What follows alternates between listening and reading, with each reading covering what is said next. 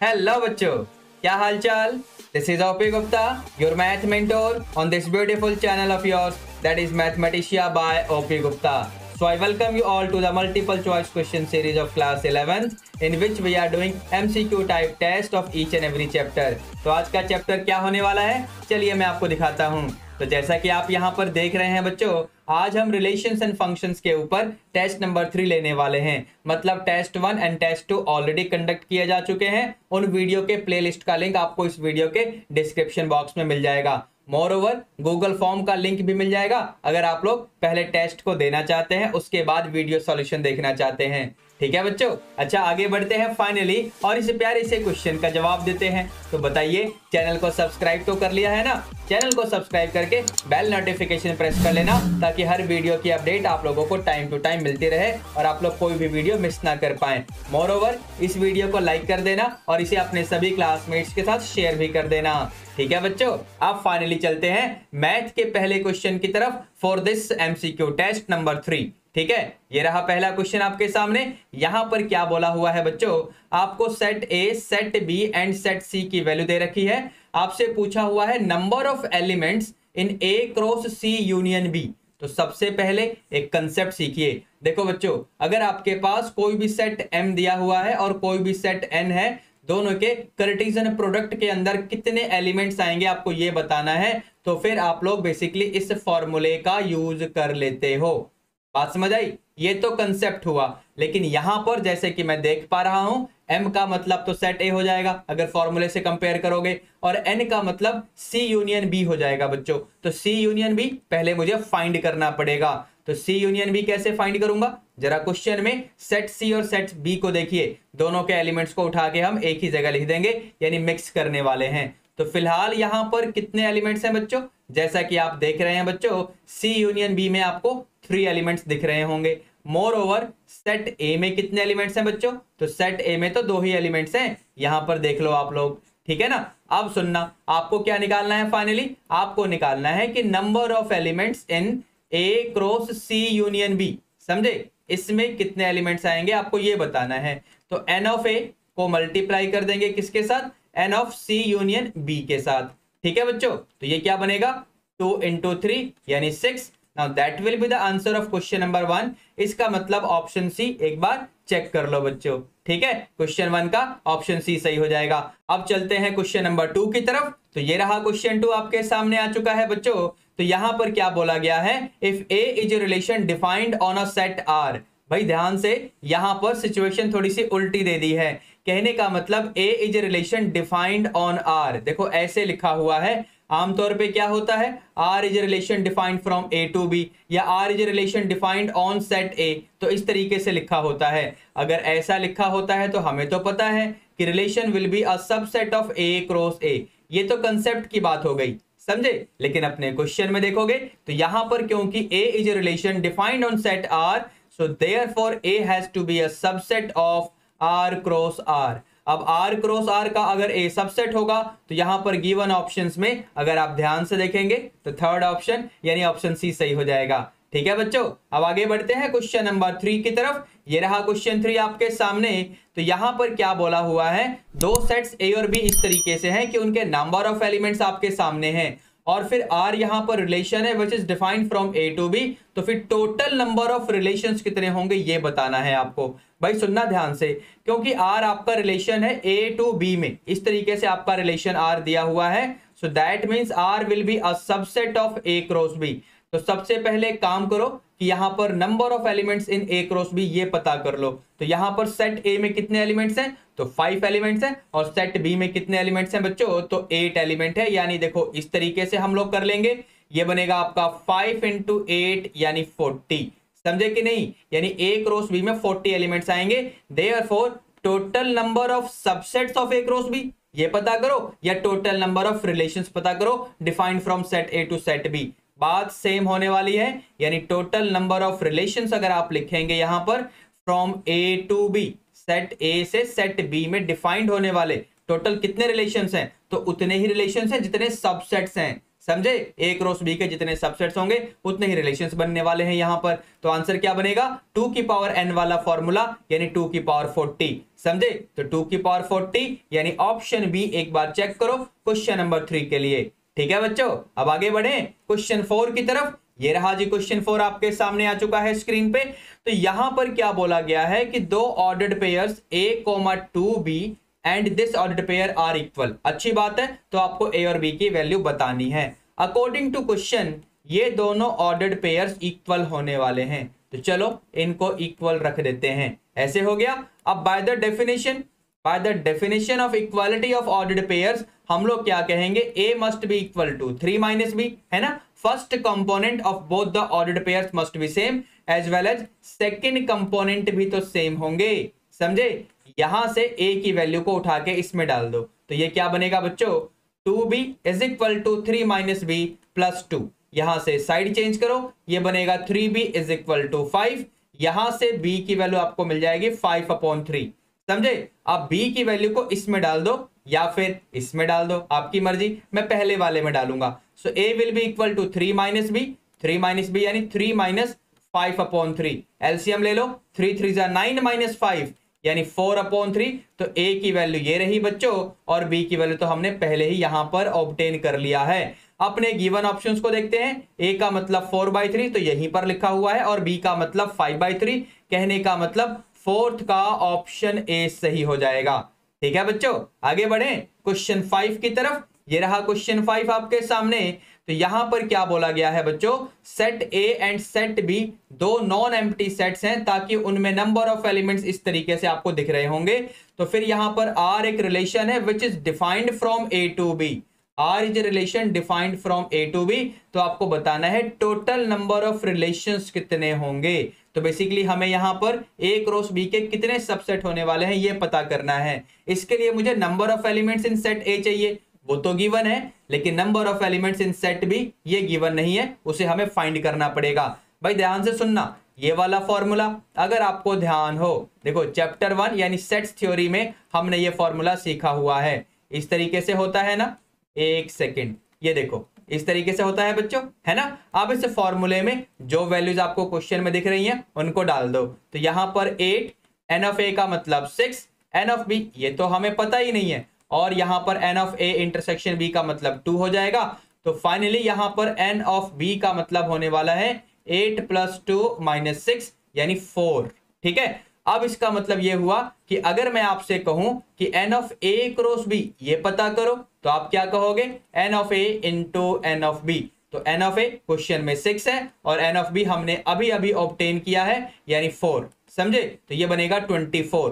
तो यहां पर टोटल नंबर ऑफ रिलेशंस कितने हो जाएंगे बच्चों, तो total number of relations defined from A to B, यानी ए से बी में डिफाइंड होने वाले कितने रिलेशंस, उतने ही रिलेशंस जितने ए क्रॉस बी के सबसेट्स। समझे, यानी आंसर क्या बना, 2 की power 24 is the answer of this question. अब 2 की पावर 24 आई थिंक पहले ही ऑप्शन में आपको दिख जाएगा। क्वेश्चन नंबर 5 का ऑप्शन ए सही होगा बच्चों। ठीक है, अब आगे बढ़े क्वेश्चन 6 की तरफ। ये रहा क्वेश्चन 6 आपके सामने आ चुका है। यहां पर क्या बोला गया है कि यहां पर सेट ए इस तरीके से आपको गिवन है, यानी सेट बिल्डर फॉर्म में गिवन है, और सेट बी आपके सामने है। तो आपसे ए क्रॉस बी की वैल्यू पूछी गई है। ध्यान से सुनना बच्चों, बेसिक फैक्ट है कि हम किसी भी रियल नंबर का स्क्वायर करें, हम किसी भी रियल नंबर का अगर स्क्वायर करेंगे तो यहां पर क्या मिलने वाला है, नॉन नेगेटिव रियल नंबर मिलने वाला है। समझे, यानी अगर इसमें अब दोनों तरफ मैं +1 करूं तो देखो इस तरीके से आपको मिलने वाला है। समझे कि नहीं। अब अपने क्वेश्चन में देखो, यानी सेट ए के अंदर डेफिनेशन में चेक करिए, तो यहां पर x is a root of this equation for all real values of x। इसका मतलब यह हुआ कि आपको एक ऐसा रियल नंबर बताना है जिसका स्क्वायर करने के बाद उसमें अगर +1 कर दें तो इक्वल टू 0 मिल जाए। कहने का मतलब x² इक्वल टू -1। तो यहां पर क्योंकि x रियल नंबर है, therefore x² must not be equal to -1। समझे कि नहीं, ये कंसेप्ट की कहानी और ये आपके क्वेश्चन की कहानी। इसका मतलब ये हुआ कि सेट ए अगर आप लिखेंगे तो वो एम्प्टी बन जाएगा।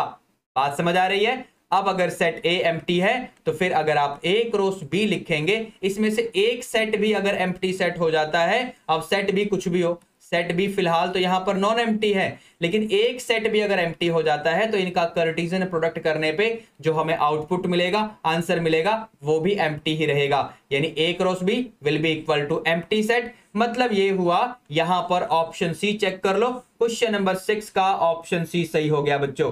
बात समझ आ रही है? अब आगे बढ़े क्वेश्चन नंबर 7 की तरफ। ये रहा क्वेश्चन 7 आपके सामने। यहां पर क्या बोला हुआ है, What is the range of this relation? है ना, रिलेशन आपके सामने है, डेफिनेशन आपके सामने है, आपको इसका रेंज बताना है। तो सबसे पहले हमें इसका रोस्टर फॉर्म लिखना पड़ेगा।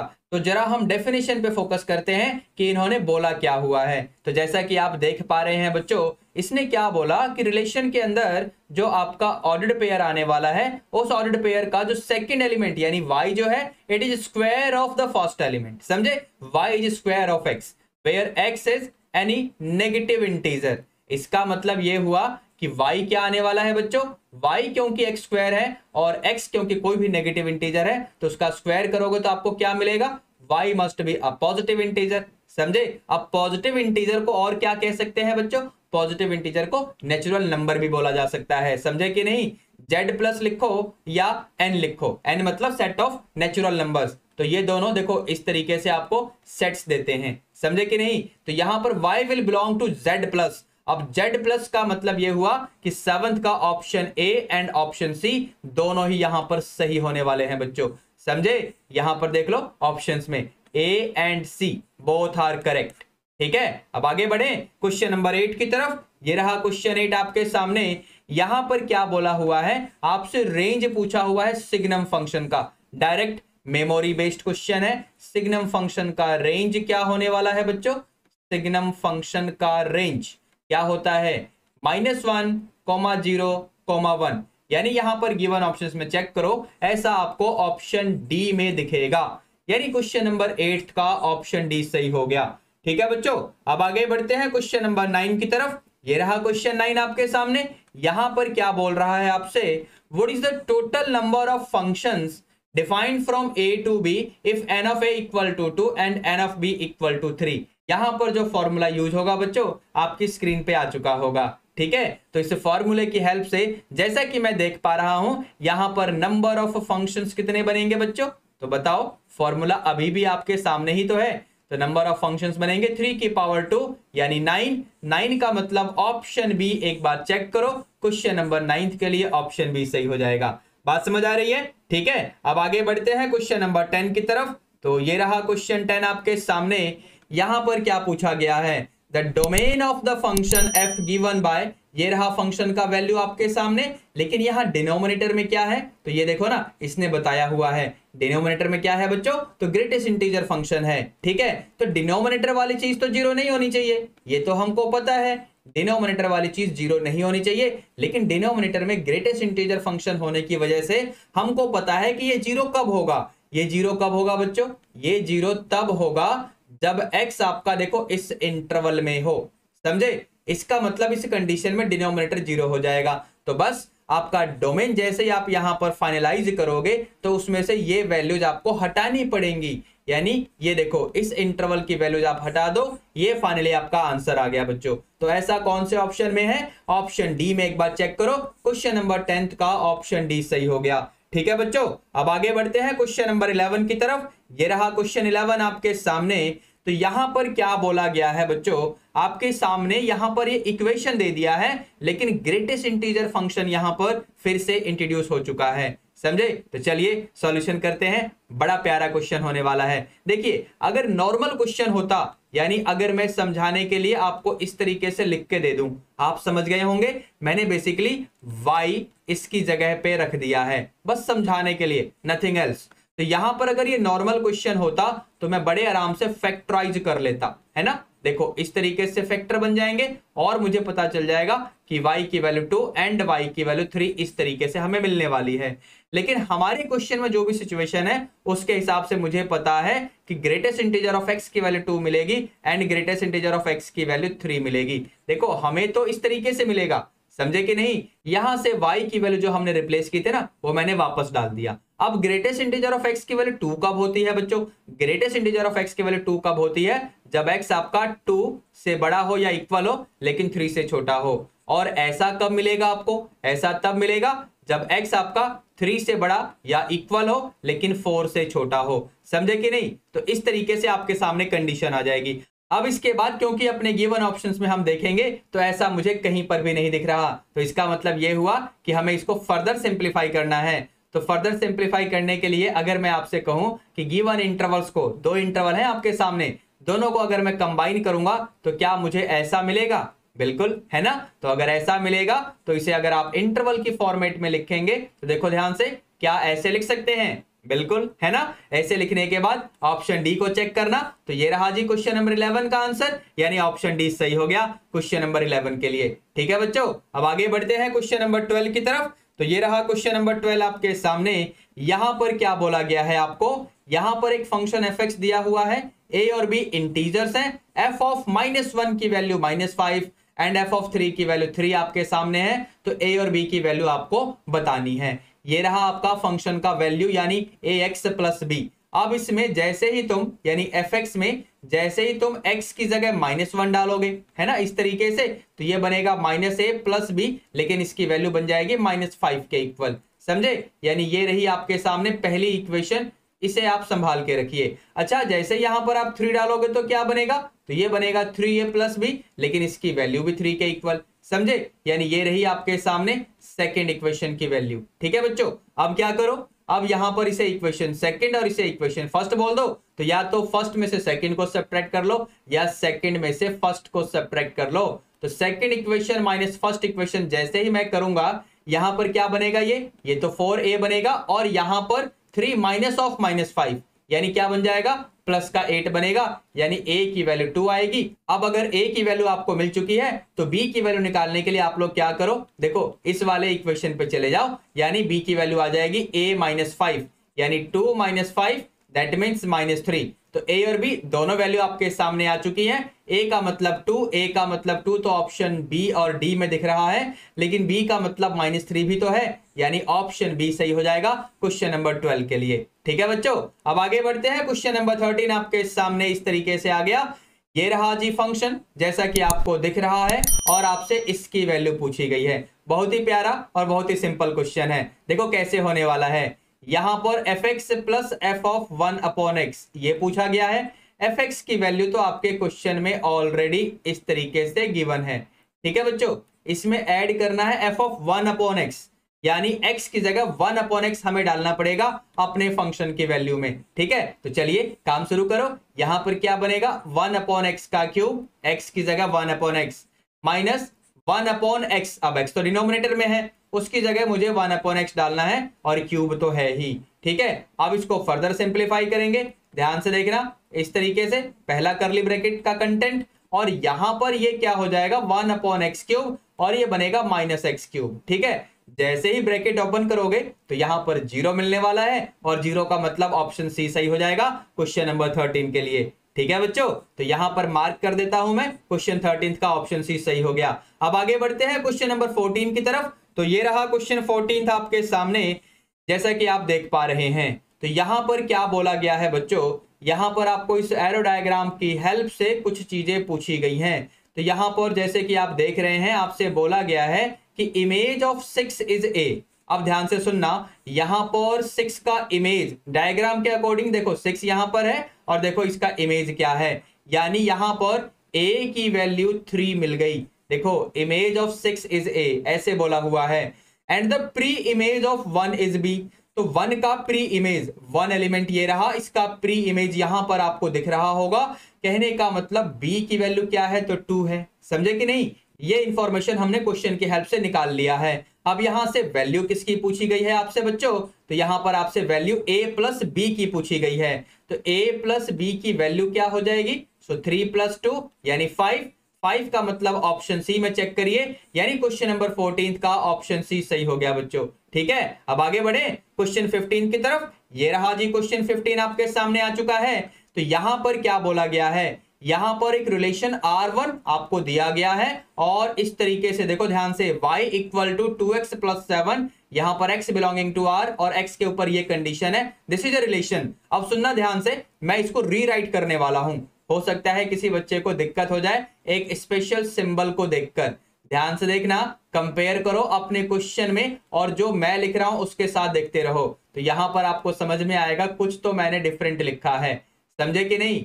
आया समझ मैंने क्या डिफरेंट लिखा हुआ है बच्चों? देखो सच दैट का सिंबल, सच दैट का सिंबल देखो ये वाला, और अपने क्वेश्चन में देखो यहां पर वर्टिकल लाइंस, सच दैट का ये भी तो सिंबल होता है। समझे? तो फिलहाल ये आपका रिलेशन है, तो यहां पर आपसे पूछा क्या गया है, द रेंज ऑफ R1, इसका रेंज पूछा गया है। देखो प्रॉब्लम क्या होने वाली है इस क्वेश्चन में, क्योंकि x आपका कोई भी रियल नंबर है, यानी इनपुट जैसे ही आप यहां पर करेंगे तो आपको आउटपुट जो मिलेगा यानी वैल्यू ऑफ y जो मिलेगी वही तो रेंज बनाएगी। तो यहां पर x क्योंकि रियल नंबर है जो कि इस इंटरवल से होने वाला है, तो यहां पर y क्या आने वाला है बच्चों, वो भी रियल नंबर होने वाला है according to the interval of x। समझे? तो यहां पर क्योंकि हमें पता है, हमें क्या पता है कि x का इंटरवल तो ये है, तो चलिए जरा y का इंटरवल पता करते हैं। तो यहां पर y is equal to 2x plus 7 है, तो मैं इस चीज को क्या 2x प्लस 7 में कन्वर्ट कर सकता हूं? तो हाँ, तो कैसे, चलिए मैं दिखाता हूं। पूरे में आप क्या करो, सबसे पहले 2 से मल्टीप्लाई कर दो, और 2 क्योंकि पॉजिटिव नंबर है तो इनइक्वालिटी में कोई चेंज नहीं होगा, यानी -5 इंटू 2, यहां पर ये 2x और यहां पर 5 इंटू 2 होने वाला है। ये क्या बना बच्चों, तो ये तो -10 बन गया, और ये आपका 2x और ये आपका 10। ठीक है बच्चों, अब क्या करें, 2x प्लस 7 था, समझे? तो 2x प्लस 7 यानी पूरे में 7 ऐड कर दो। जैसे ही आप लोग ये काम करेंगे देखो इस तरीके से मिलेगा, ये रहा 2x प्लस 7 और यहां पर 10 प्लस 7 हो जाएगा, ये बनेगा 7 माइनस 10 यानी -3, और ये तो y है और ये आपका 17। समझे? यानी y इस इंटरवल से बिलोंग कर जाएगा, जिसे अगर आप लोग देखो इस तरीके से लिखना चाहो तो भी तो लिख सकते हो, कोई दिक्कत थोड़ी ना है। समझे? इसका मतलब ये हुआ ऑप्शन बी एक बार चेक कर लो। समझे? क्वेश्चन 15 का ऑप्शन बी सही हो गया बच्चों। बात समझ आ रही है? ठीक है, अब आगे बढ़े क्वेश्चन नंबर 16 की तरफ। ये रहा क्वेश्चन 16 आपके सामने बच्चों।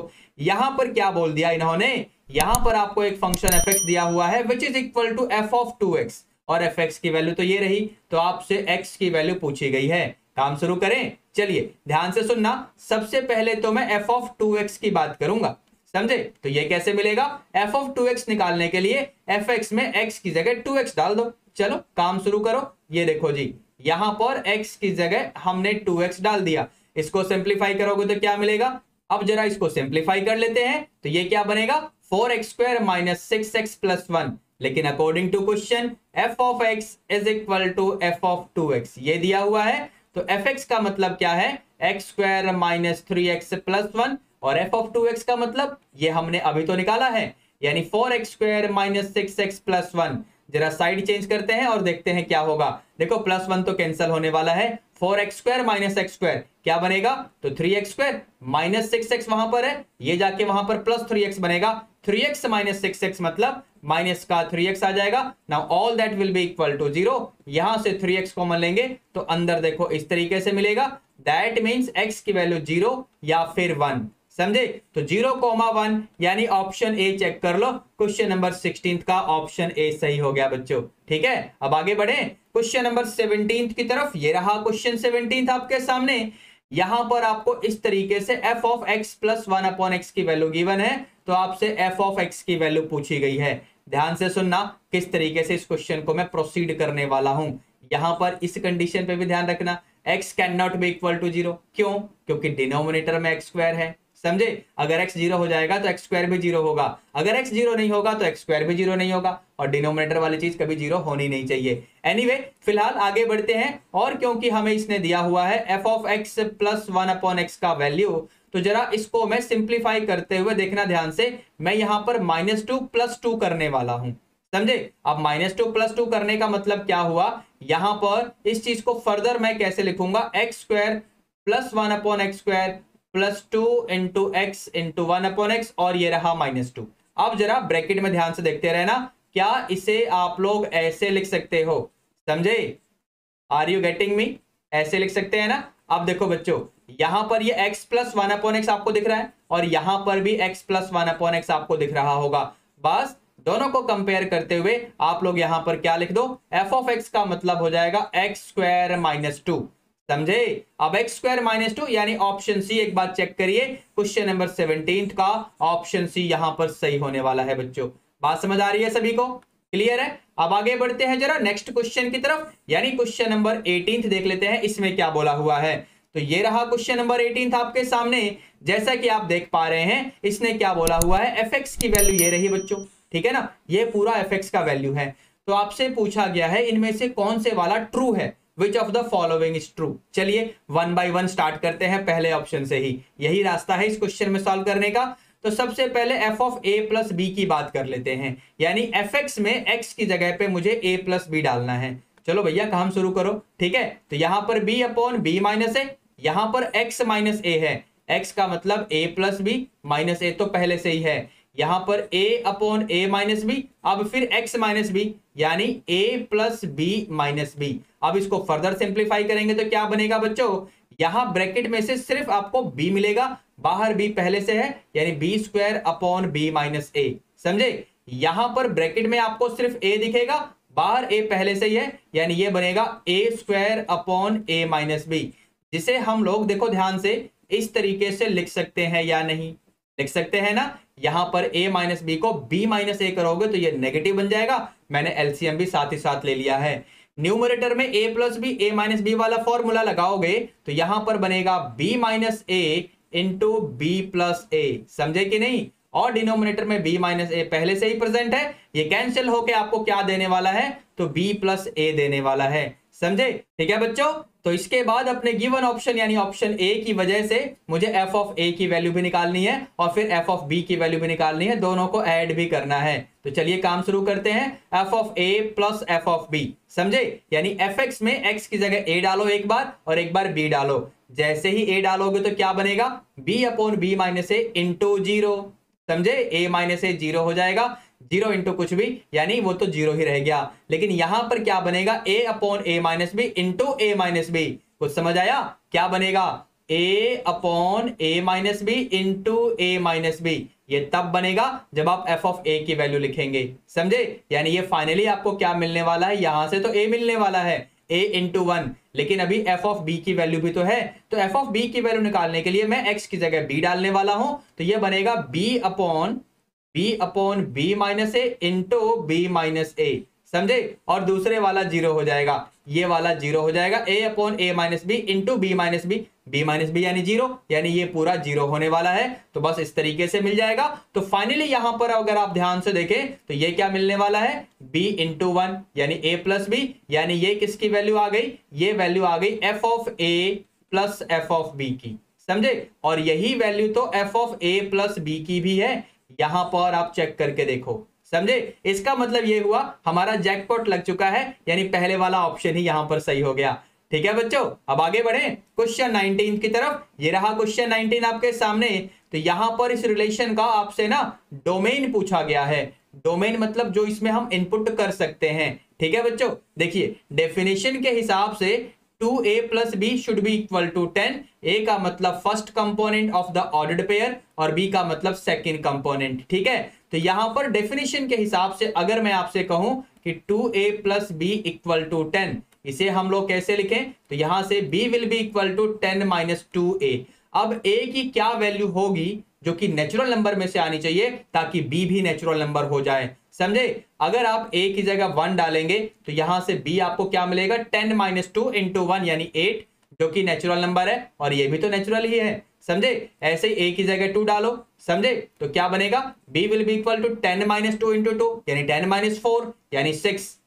क्लियर? समझे? हमें इन a की वैल्यूज को पकड़ना पड़ेगा। ऐसे a की जगह 3 डालो, क्या बनेगा, 10 माइनस 2 इंटू 3 यानी 10 माइनस 6 यानी 4। क्लियर? समझे कि नहीं? यानी ये भी डन। a की जगह 4 डालो तो b क्या बनेगा, एक बार चेक करो, 2 बनेगा क्या, 10 माइनस 2 इंटू 4 यानी 10 माइनस 8 यानी 2 बनेगा।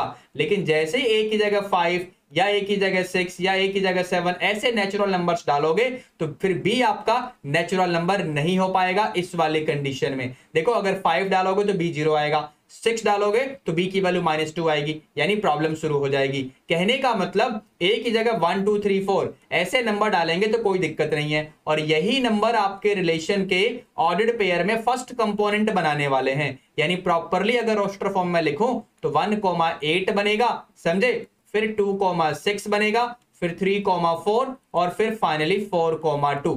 समझे बच्चों? तो ये तो आपका रिलेशन बन गया। यहां से क्योंकि इसने डोमेन पूछा हुआ है, तो domain of this relation will be, तो डोमेन क्या हो जाएगा बच्चों? हर ऑर्डर्ड पेयर के फर्स्ट एलिमेंट्स का कलेक्शन, यानी 1 2 3 4 इस तरीके से। तो फाइनली ऐसा कौन से ऑप्शन में है? तो जैसे कि आपको दिख ही रहा होगा, ऑप्शन ए ऑफ क्वेश्चन 19 में बिल्कुल ऐसा ही मेंशन किया गया है, यानी 19th का ऑप्शन ए सही हो गया।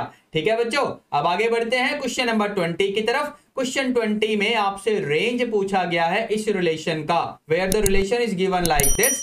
यहां पर जो आपका ऑर्डर्ड पेयर है ना, जिसके कंपोनेंट्स ए और बी आपको दिख रहे होंगे, वो दोनों इंटीजर्स होने चाहिए ताकि उनका जो प्रोडक्ट है वो 4 के इक्वल हो जाए। चलिए 1 by 1 पता करते हैं। देखो अगर a की वैल्यू 1 तो b की वैल्यू 4, समझे, a की जगह -1 तो b की जगह -4, अगर a की जगह 2 तो b की जगह भी 2 लेना पड़ेगा, तभी तो इनका प्रोडक्ट 4 आएगा, समझे।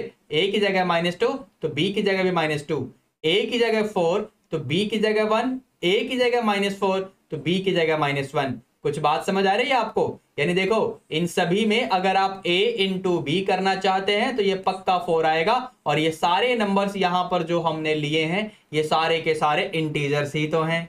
ठीक है, तो कहने का मतलब ये हुआ क्योंकि आपको रेंज निकालना है तो यहां पर आपके रिलेशन में जो भी ऑर्डर्ड पेयर आने वाला है उसका सेकंड कंपोनेंट यानी बी का जो भी वैल्यूज यहां पर आपको दिख रहा होगा उन सभी का कलेक्शन बना दो।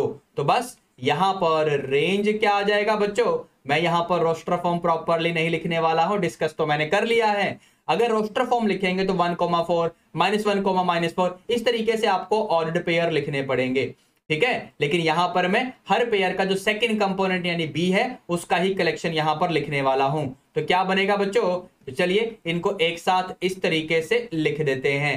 तो बस ये आपका आंसर हो गया, और ऐसा मुझे कौन से ऑप्शन में, यानी ऑप्शन ए में ऐसा ही मिल रहा है जैसा कि आप देख पाएंगे बच्चों। ठीक है बच्चों, तो इसी के साथ हम लोगों ने आज का टेस्ट तो कंप्लीट कर लिया। मुझे उम्मीद है आपको हर क्वेश्चन सही से समझ में आ गया होगा। इस वीडियो को लाइक कर देना फाइनली अब, ठीक है, और अपने सभी फ्रेंड्स के साथ शेयर भी कर देना। मोरओवर इस चैनल को सब्सक्राइब करना बिल्कुल मत भूलना और बेल नोटिफिकेशन प्रेस कर लेना ताकि हर वीडियो की अपडेट आप लोगों को टाइम टू टाइम मिलती रहे। अब फाइनली इससे पहले कि मैं सेशन को वाइंड अप कर दूं, चलिए मैं आप लोगों को अपनी mathematician books of class 11th and class 12th से इंट्रोड्यूस करवा देता हूं। ठीक है बच्चों, so here we go to discuss about the mathematician books of class 11th and class 12th by OP Gupta. यहाँ पर जैसा कि आप देख पा रहे हैं बच्चों, ये रही हमारी क्लास 11th की मैथमेटिशिया बुक, यानी यहाँ पर 2 बुक्स आपको दिख रही हैं। इस वाली बुक में क्या है, यहाँ पर हर चैप्टर के लिए आपको थ्योरी यानी कंसेप्ट, हर चैप्टर के लिए एग्जाम्पल्स, हर चैप्टर के लिए एक्सरसाइजेज, एक्सरसाइज के हर क्वेश्चन का आंसर और हर चैप्टर के ऊपर एक टेस्ट फॉर सेल्फ इवेल्युएशन। ठीक है, और इसमें क्या होगा, एक्सरसाइज के हर क्वेश्चन का डिटेल्ड सॉल्यूशन। समझे? यहाँ पर आपको एक फ्री पीडीएफ चैप्टर भी मिलेगा, जैसा कि आप यहाँ पर देख पा रहे हैं। इस लिंक को अपने ब्राउजर में डाल सकते हो या फिर इस वीडियो का डिस्क्रिप्शन बॉक्स चेक कर लेना, आपको फ्री पीडीएफ चैप्टर मिल जाएगा बच्चों। अच्छा, क्लास 12th की मैथमेटिशिया बुक जैसा कि आप यहाँ पर देख पा रहे हैं बच्चों, ये बुक 13th रिवाइज्ड एडिशन में है, और ये बुक आपके board exams as well as entrance exam दोनों टाइप की प्रिपरेशन को ध्यान में रखते हुए बनाई गई है। This book is written for the academic session 21 to 22 as per the competency based education. That's why it includes case study questions also.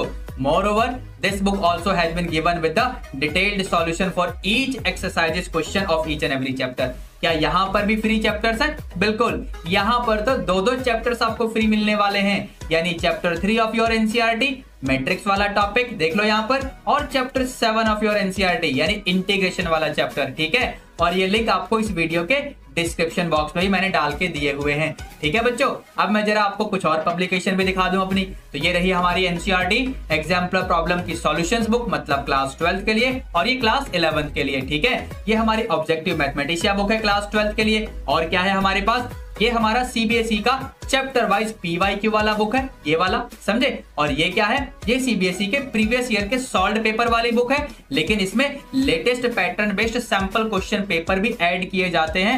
अगर आप लोग अपनी बुक को ऑर्डर करना चाहते हैं तो बुक्स ऑर्डर करने के लिए आप इस व्हाट्सएप नंबर पे मैसेज कर सकते हैं, आप लोगों को सारी डिटेल प्रोवाइड कर दी जाएंगी along with the price description. अब आगे बढ़ते हैं जरा, और यहाँ पर इसे प्यारे से क्वेश्चन का आंसर करते हैं। इसका आंसर क्या होने वाला है, सब्सक्राइब तो कर लिया है ना? हाँ जी, बहुत बढ़िया, वेरी गुड। सब्सक्राइब तो कर लिया है ना? ना जी, ना जी क्यों? इस चैनल को सब्सक्राइब करके बेल नोटिफिकेशन प्रेस कर लेना, ताकि हर वीडियो की अपडेट आप लोगों को टाइम टू टाइम मिलती रहे। और फिर इस वीडियो को लाइक करने के बाद इस वीडियो को अपने सभी क्लासमेट्स के साथ भी शेयर कर देना, ठीक है बच्चों? तो चलिए बच्चों, इसी के साथ I am going to wind up the session for now. This is OP Gupta, your math mentor on this beautiful channel of yours, that is Mathematica by OP Gupta. Signing off for the day. Let's meet in the next class. Till then, be good, take care, all the best. Thank you.